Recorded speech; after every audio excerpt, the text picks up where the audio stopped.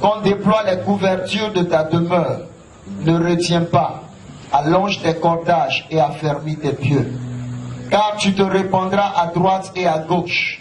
Ta postérité envahira des nations et peuplera des villes désertes. Ne crains pas, car tu ne seras point confondu. Ne rougis pas, car tu ne seras pas déshonoré.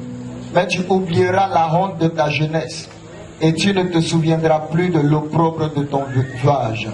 Car ton Créateur est ton époux, l'Éternel des armées est son nom. Et ton Rédempteur est le Saint d'Israël. Il se nomme le Dieu de toute la terre. Gloire soit rendue au Seigneur. Que le Seigneur bénisse sa parole. Asseyons-nous dans la présence du Seigneur. Il est merveilleux celui qui nous rassemble. Il est grand, il est glorieux, il est le Tout-Puissant. Il n'y a aucune situation que la puissance de Dieu ne peut pas rencontrer. Alléluia. Vous savez, chaque fois qu'un homme s'attend à voir l'élargissement dans sa vie, il doit se tourner vers la parole de Dieu. Alléluia. Il doit se tourner vers la parole de Dieu et voir ce que Dieu a déjà fait dans le passé. L'une des erreurs de notre génération, c'est que nous bâtissons notre vie et notre histoire sans les références qui nous ont précédés. Il y a des références qui t'ont précédé dans le mouvement de l'Éternel et dans l'action de l'Éternel. Lorsque tu prends ces références qui sont ces bonnes références dans ta vie, alors toi aussi tu auras les résultats qui sied. Vous savez, il y a une voie qui mène à une destination qui est bonne et qui est glorieuse. Mais il y a aussi une voie qui mène à une mauvaise destination. Et lorsque Dieu nous donne sa parole, l'un des buts que Dieu a pour nous, c'est quoi? C'est de nous montrer le chemin de la gloire. Alléluia. Il veut nous montrer le chemin de la gloire. Et béni soit le nom de l'Éternel pour la parole de Dieu. Alléluia. Vous savez, la Bible n'est pas un livre simple, c'est un livre merveilleux. Qui croit dans la Bible ici, dans la parole de Dieu? La Bible est la parole de Dieu. La Bible est la parole de Dieu. Béni soit le Seigneur. Et regardez une chose. La révélation de Dieu à l'humanité, je veux vous dire une chose. La révélation de Dieu à l'humanité est progressive. Et à la fois, elle est progressive, mais elle est véritable. Et vous devez comprendre une chose, c'est que Dieu n'est pas vague. Dieu n'est pas néant. Dieu n'est pas un ensemble de récitations qu'on fait et qu'on trouve Dieu. Non. Notre Dieu est réel et il est très réel. Et si nous ne comprenons pas que Dieu est réel, nous allons vivre une vie éparpillée, sans témoignage, sans des résultats concrets. Mais je crois que ce soir, Dieu a véritablement suscité ces instants pour ramener quelqu'un à une nouvelle dimension. Pour ramener quelqu'un, pas seulement à venir à l'église, mais à avoir une histoire particulière avec Dieu. Il y a des hommes qui traversent l'histoire mais qui ne laissent aucune trace, que l'on peut regarder pour dire celui-ci a été un adorateur de l'Éternel. Mais je ne sais pas si cela a été ton cas pendant longtemps, mais ce soir, Dieu va briser tout joug de dispersion au niveau de ton esprit, afin de donner à ton esprit une vision prophétique. Alléluia. Vous voyez, l'un des premiers hommes avec qui Dieu va commencer, c'est Abraham. Genèse chapitre 12. L'Éternel, à partir du verset 1, la Bible dit, l'Éternel dit à Abraham, va-t'en de ton pays, de ta patrie et de la maison de ton père, dans le pays que je te montrerai. Je ferai de toi une grande nation et je te bénirai. Je rendrai ton nom grand et tu seras une source de bénédiction. Merci Jésus. Il dit, je bénirai ceux qui te béniront et je maudirai ceux qui te maudiront. Et toutes les familles de la terre seront bénies en toi. Regardez encore, Genèse. On prend un texte encore qui va suivre. On a lu Genèse chapitre 12. On va lire maintenant Genèse chapitre 14. On va remonter maintenant. Chapitre 13, verset 14. L'Éternel dit à Abraham, après que Lot se fut séparé de lui. Je m'arrête là. Le chapitre 15, verset 1. Après ces événements, la parole de l'Éternel fut adressée à Abraham dans une vision. Je voulais qu'on puisse répéter ce texte ensemble. Parce qu'il y a quelque chose de merveilleux ici que Jésus est en train de nous communiquer. Il dit, répétez ensemble, après ces événements, la parole de l'Éternel fut adressée à Abraham dans une vision. Et il dit à Abraham, Abraham, ne crains point, je suis ton bouclier et ta récompense sera grande. Bien-aimé, la parole du Seigneur est merveilleuse. Vous voyez dans les trois textes que je vous lis, la Bible dit, l'Éternel dit. L'Éternel dit. Et le troisième texte, il dit, après ces événements, la parole de l'Éternel fut adressée à Abraham. Regardez une chose. La transformation et l'élargissement dans la vie d'Abraham vont commencer comment? La transformation et l'élargissement dans la vie d'Abraham va commencer par une rencontre surnaturelle avec le Dieu Tout-Puissant. L'Éternel va se révéler à Abraham et quelque chose de glorieux va commencer dans sa vie. Je vais vous dire une chose. Aucun élargissement ne commence sans une rencontre avec le Dieu vivant. Toute transformation nécessite une rencontre. Et Abraham ici a eu une rencontre. Mais il a eu une rencontre avec la vérité. Il n'a pas eu des frissons, mes amis. Il n'a pas eu des émotions. Mais il a eu une rencontre véritable et concrète. Vous allez voir qu'après ces événements, la Bible dit, Abraham, la parole de l'Éternel lui fut adressée dans une vision. Ça signifie une chose, c'est que d'abord Abraham a eu la vision. Mais la vision n'était pas la rencontre. Il y a des hommes qui ont reçu des visitations, mais ils n'ont pas reçu une rencontre. Écoute-moi bien ce soir. La Bible déclare une chose, c'est que Moïse a vu le buisson. Mais est-ce que vous savez que le buisson en feu n'était pas la rencontre de Moïse? Lorsque Moïse a eu la vision, le buisson était toujours en feu. Mais la Bible dit une chose, Moïse dit, je veux me détourner pour voir quelle est cette grande vision. Et lorsque Moïse s'est approché, la véritable rencontre a commencé. Quelle est cette véritable rencontre? Écoute-moi ce soir, quelque chose de merveilleux va se produire dans ta vie. Regarde ce que la Bible dit. Après ces événements, la parole de l'Éternel fut adressée. Quelqu'un comprend déjà? Il y avait certes la visitation extraordinaire. Mais la révélation ici, c'est que la parole de l'Éternel est sortie de la vision. Il y avait certes une visitation extraordinaire, mais le tout n'était pas la visitation extraordinaire. Abraham est resté attentif à quoi? À la parole de l'Éternel. Il a commencé à voir ta sensibilité vis-à-vis de sa parole. Il y a des hommes, Dieu ne peut plus bouger avec vous parce qu'il ne peut plus vous parler. Combien de fois tu es venu dans la présence de Dieu? Tu es tombé sous l'onction comme on le dit. Tu as traîné, tu as roulé. Mais le problème, tu n'as pas reçu une visitation. Parce que ta visitation, ce n'est pas que tu tombes. Laissez-moi vous dire que lorsque Paul est tombé et qu'il s'est relevé, la foi de l'Éternel. Le problème, c'est que tu as eu des émotions, mais tu n'as pas eu une visitation. Lorsque tu as une visitation, il y a quelque chose qui va rencontrer ton esprit.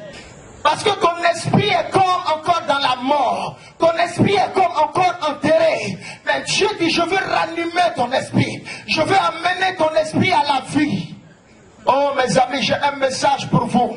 La destinée qui est devant nous, le futur de l'Église est dans la parole de l'Éternel. Ce qui a distingué Abraham, c'est sa rencontre avec la parole de Dieu. Ce soir, la parole est en train de passer. Certains saisissent la parole, mais d'autres ne la saisissent pas. Parce que laissez-moi vous dire, il y a une préparation du cœur d'un homme à recevoir la parole. La parole est ta destinée. Lorsque l'Éternel a commencé à parler à Abraham, oh mes amis, c'est ça le miraculeux.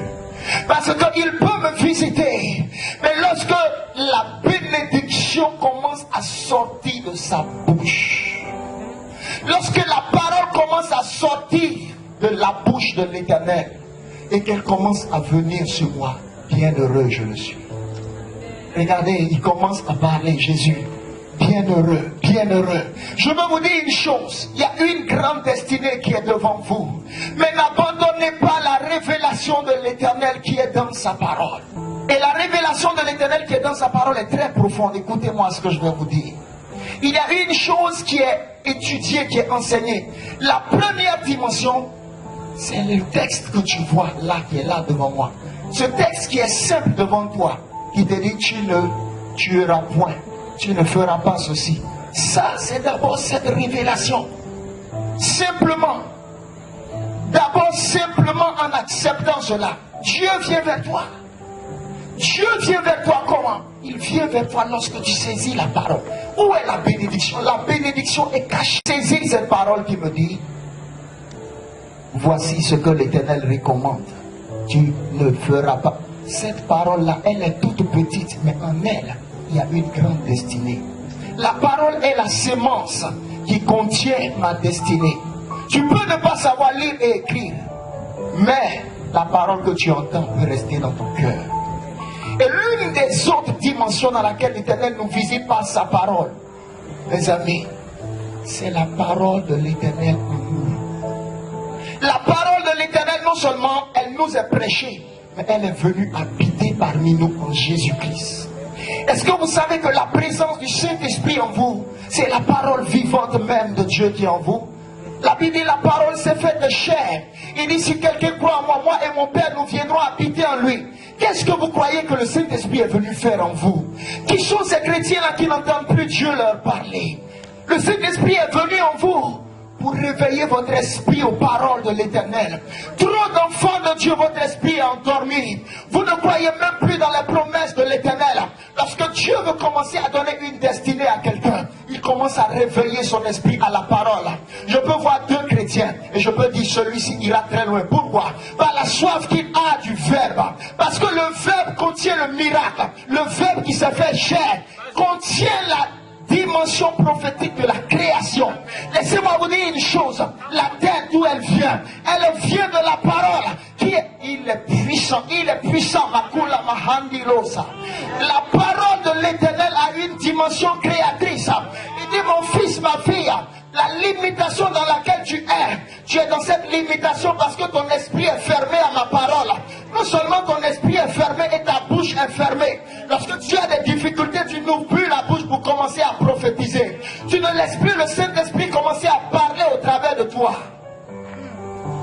Pourquoi est-ce que Dieu m'a donné la bouche? Dieu ne m'a pas donné la bouche pour manger seulement. Non, non, non. Laissez-moi vous dire une chose.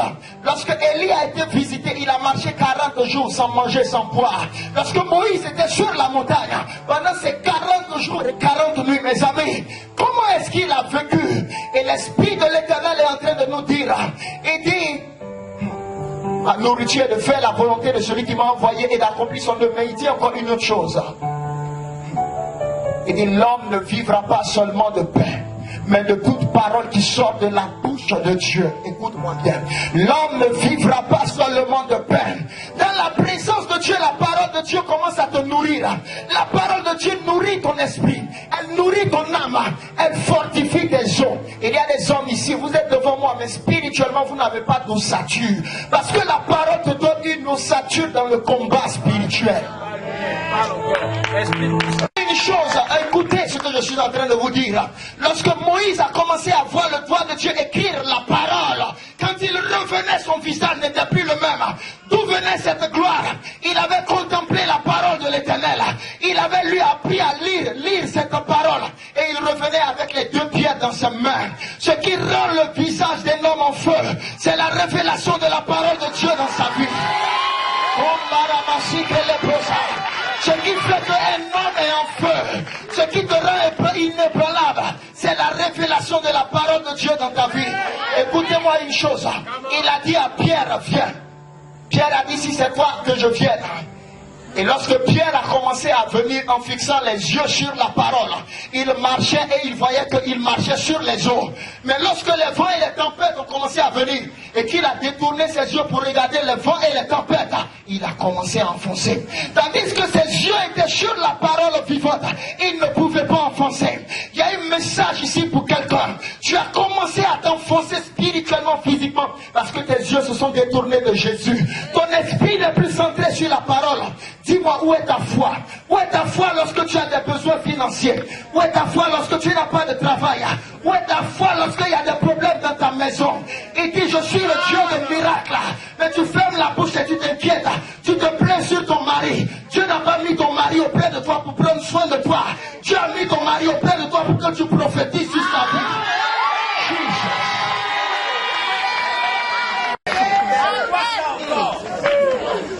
Il a mis cet homme auprès de toi pour que tu prophétises sur sa vie. Il y a un homme qui s'appelait Asa Alonso Allen. Il est appelé l'un des plus grands hommes de miracles de son temps. Cet homme était couché, il était ivre à la maison. Il ne faisait comme rien chaque jour. Et sa femme a regardé ça et dit, c'est pas normal, elle est chrétienne. Elle s'est levée un matin, commençait à proclamer sur sa vie. Lève-toi et sors de cet état sans t'arrêter. Quand il est sorti de cet état, allez-y sur le net, tapez Asa Alonso Allen. Ils sont rares dans le monde. Écoutez, tu sais pourquoi? Il y a des gens, vous ne comprenez pas pourquoi Dieu vous met un tombe pour que vous soyez mariés. Quand je devais me marier, Dieu ne m'a pas parlé de la chair, des plaisirs de la chair. Il m'a dit une chose, il dit la vision. Il y a quelque chose que Dieu a mis dans la bouche de ta femme, dans la bouche de ton mari, qui va t'introduire dans une autre dimension. Et vous vous levez le matin, vous vous regardez, vous commencez à vous insulter. Pourquoi? Parce que tu te lèves, tu la vois la grandeur dans sa vie, commence à annoncer les grandes choses. Cela va arriver. Jesus.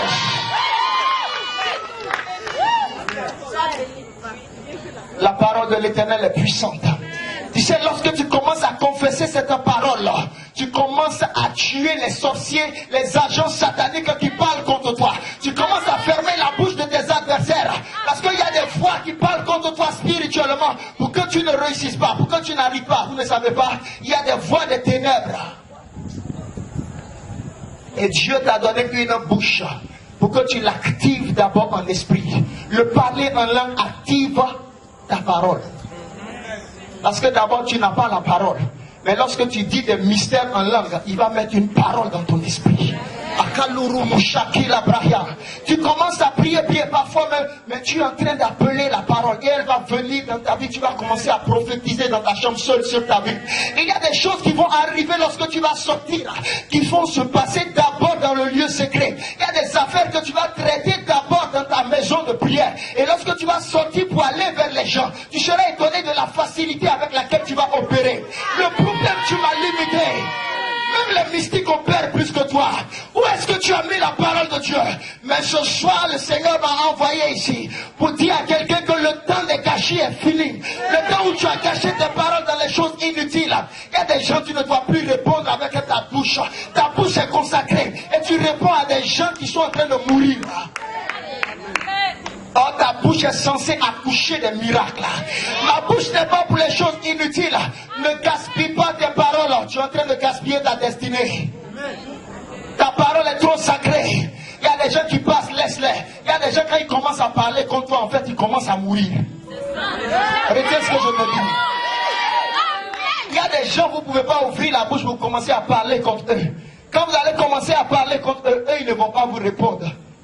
Lorsque la parole de l'Éternel devient puissante dans ta vie, mes amis, ne lutte plus contre ton voisin.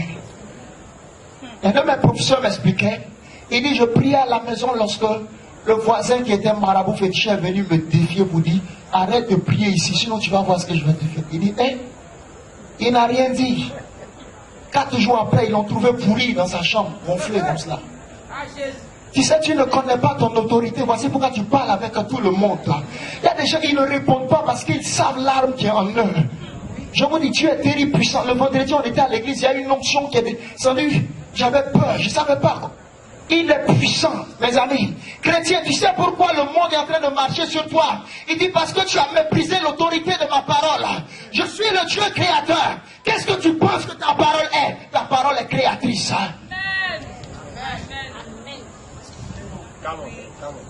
Il veut renouveler ta vision. Il veut renouveler ta vision. Mais cela commence par ton langage. Pourquoi vous vous maudissez vous-même? Pourquoi vous parlez comme ceux qui n'ont pas d'espérance? Le pays est devenu difficile. Il n'y a pas d'espoir pour nous. Ils ont tout fermé. Non, non, non, il y a un espoir pour toi. Parce que, écoute-moi bien, dans le désert, comment est-ce que l'eau est sortie? Il n'y avait aucun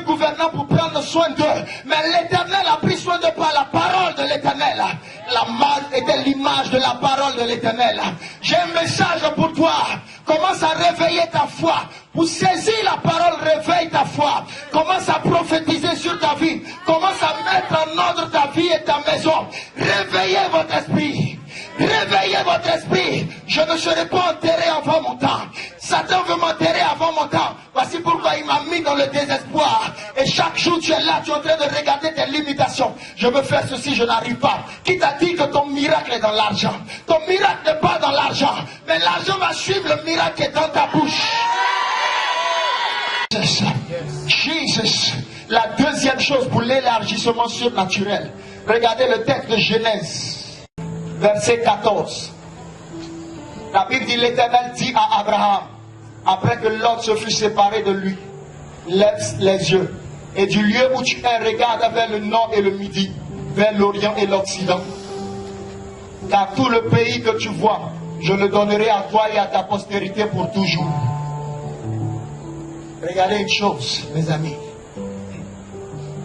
Après que l'Éternel se révèle à lui par sa parole, Dieu dit lève les yeux. Dieu dit lève les yeux. Dieu dit lève les yeux. Qu'est-ce que Dieu est en train de faire ici? Dieu est en train de donner une nouvelle vision à Abraham. Il dit Abraham, tu as trop grandi longtemps dans la vision de Terach, ton père. Tu as trop grandi avec les moutons, les brebis, les bœufs. Et tu ne connais pas la vision de l'Éternel. Tu as trop marché toute ta vie en train de taper. Regardez en terre seulement. Dieu dit, je dois redimensionner ta vision. Parce que si je ne redimensionne pas ta vision, tu vas me limiter dans ta destinée. Et tu ne comprendras pas ce que je veux faire. Ce que je veux faire est quelque chose qui va étonner tout le monde entier. Ce que je veux faire ne va pas se limiter seulement à toi-même. Abraham, Abraham, Abraham, je ne te choisis pas seulement pour toi-même. Qui t'a dit que Dieu t'appelle pour toi? Dieu ne t'appelle pas pour que tu manges la nourriture, ce n'est pas un souci pour Dieu. Dieu t'appelle parce qu'il voit le danger à l'horizon. Il faut que je sauve une génération. Donc Dieu cherche un homme. Qu'est-ce qu'il veut faire? Il cherche un homme en qui il va placer quelque chose. Écoute-moi ce que je vais te dire maintenant. Que tu ne rates pas cela. Lorsque Dieu a commencé à parler à Abraham dans Genèse chapitre 12, qu'est-ce que Dieu a commencé à faire? Dieu a commencé à placer une semence en Abraham. La parole de l'Éternel en Genèse chapitre 12, il ne parlait pas seulement des hommes, mais il était en train d'annoncer prophétiquement la venue du Mashiach. Lorsque Dieu commence à t'introduire dans la révélation de la parole et qu'il renouvelle ta vision, il veut placer dans ta vie une sémence, c'est la destinée. Le ministère rattaché beaucoup, je vois beaucoup d'une génération d'impact et de destinée. Écoute-moi. Écoute-moi ce que l'Esprit m'a dit.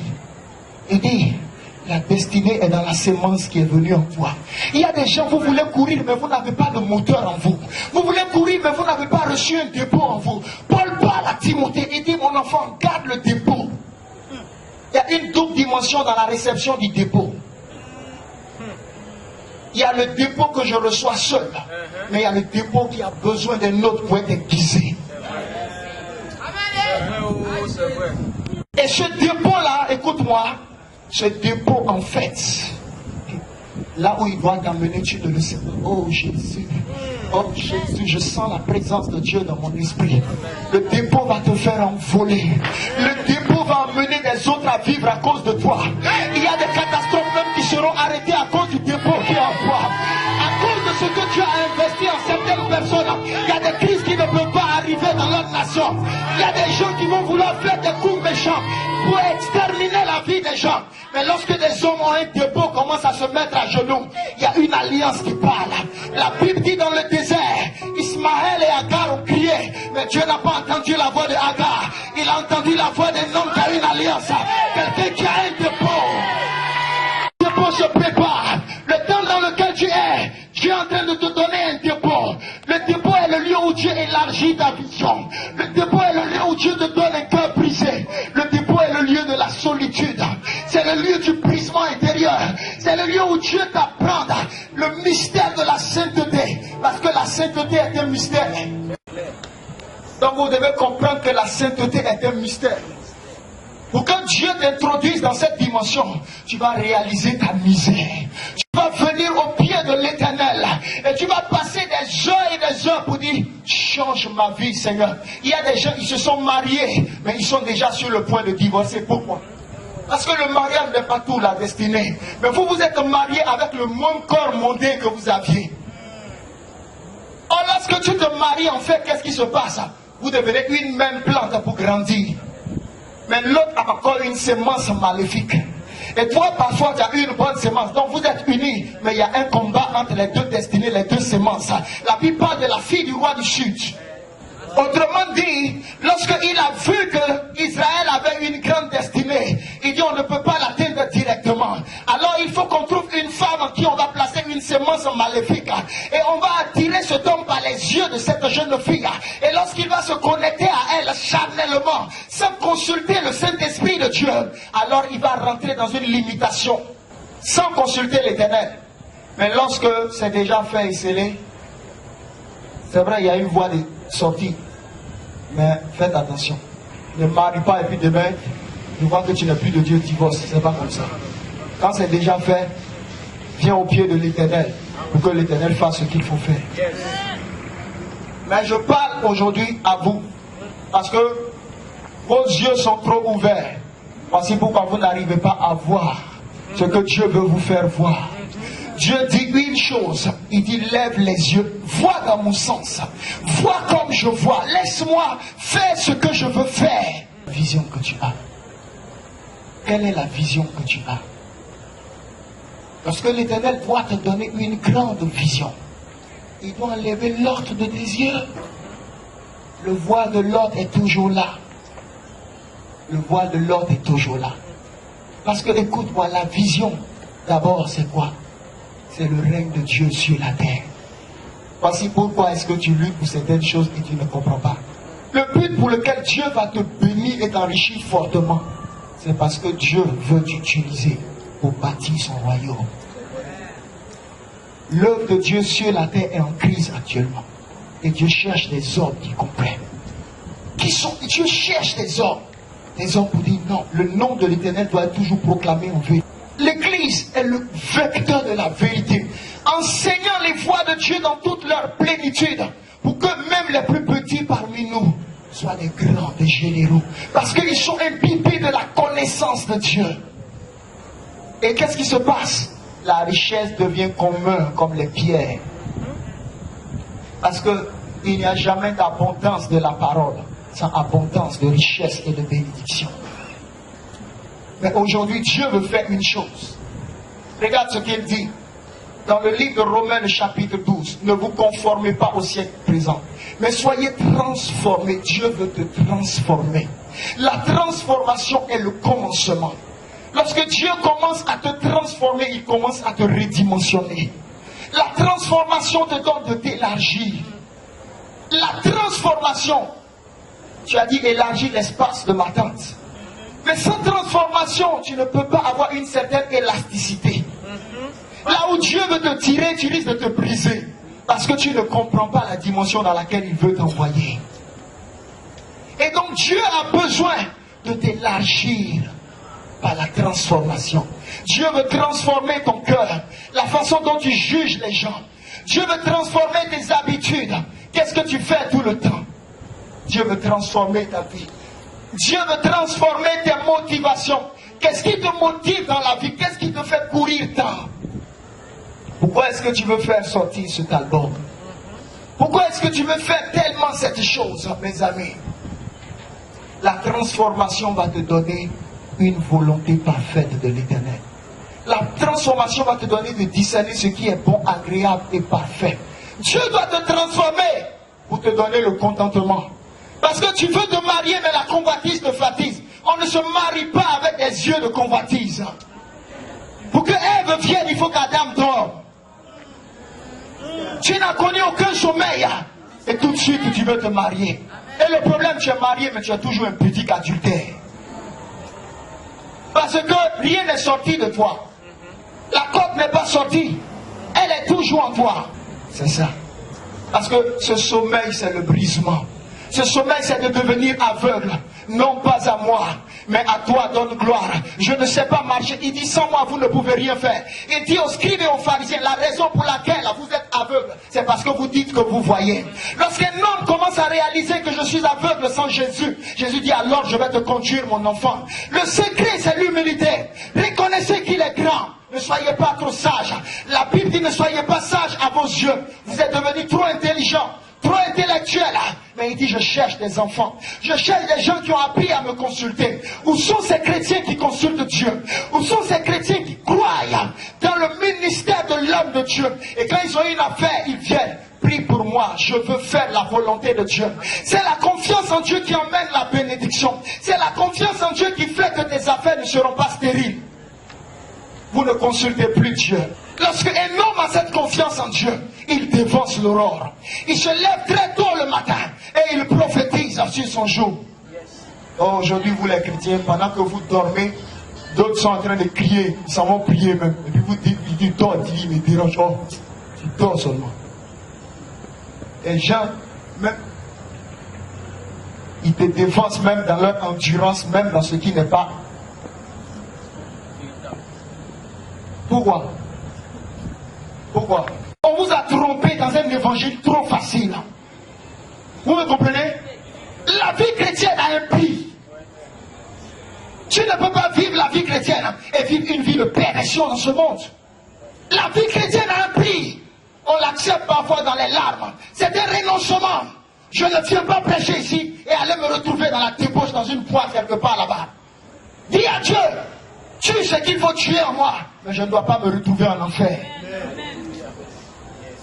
Vous êtes trop libre dans votre vie chrétienne. Mes amis, écoutez-moi bien.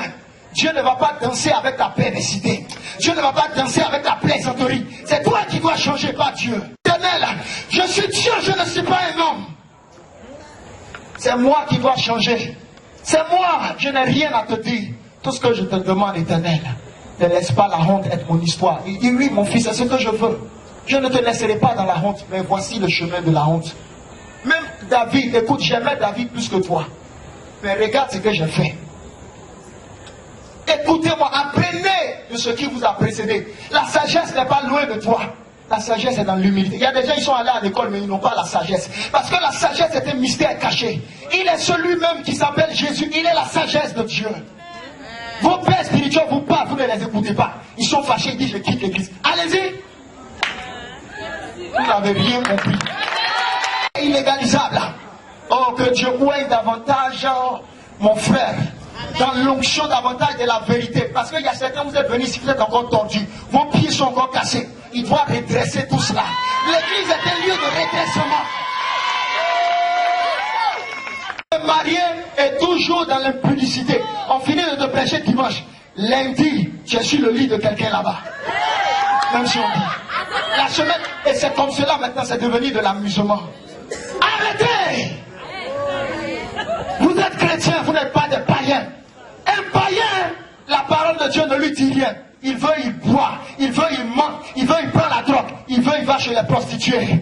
Mais non, ce n'est pas la vie d'un chrétien. La raison pour laquelle je suis chrétien, j'ai compris que Jésus est mon tout. Qu'est-ce que tu me donneras, Satan? Ah, je sais que le diable me hait à cause de ce que je suis en train de vous dire. Mais écoute-moi, si Satan ne te hait pas, tu n'es pas chrétien, tu es un plaisantin.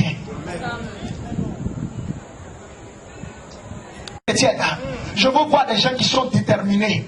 Vous savez c'est quoi la prospérité? Vous ne connaissez pas la prospérité? J'ai reçu un jeune homme à la maison. Il dit, Dieu m'a visité, il me dit, je veux te montrer la prospérité. Il dit, voici la voix que j'ai entendue. Il dit, donne-moi tes 2 mois de salaire, ne touche à rien. Je dis, ah, mais comment je vais vivre? Il dit, je veux t'enseigner la prospérité. La prospérité, c'est quoi? Prospérité, oh mes amis, ce n'est pas les 500 000 francs, c'est de faire quelque chose qui change les choses. Vous n'avez rien changé. Même d'autres, quand ils donnent 10 000, même laquelle ils tremblent. Ce n'est pas lesquelles prospérité. Pourquoi tu as tellement limité Dieu dans ton esprit? Change ta façon de réfléchir aujourd'hui. Vois comme Dieu te voit. Dieu ne vous voit pas petit, Dieu vous voit grand. Quelle est la nation qui va te limiter? Quel est le pays qui va te limiter?